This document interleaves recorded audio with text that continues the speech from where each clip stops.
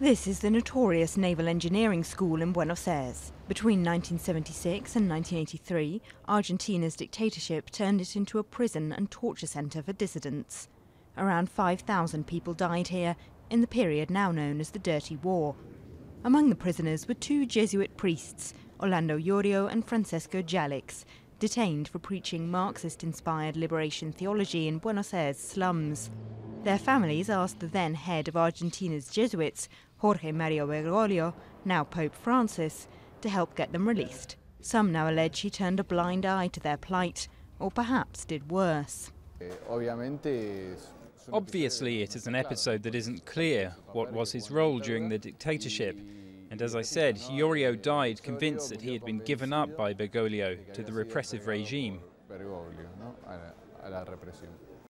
The other tortured priest, Francisco Jalix, is still alive and has said he does not blame Bergoglio for his detention.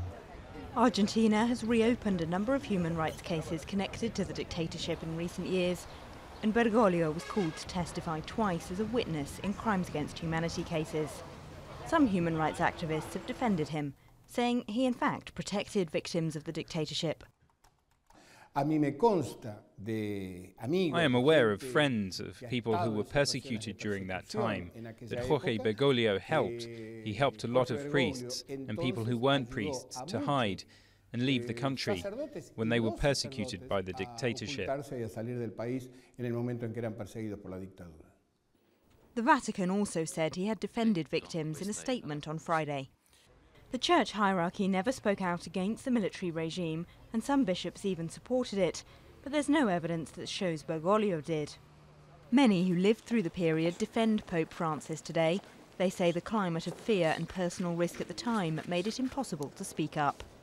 But as Argentina continues to investigate the crimes of that era, it's unlikely the questions will go away.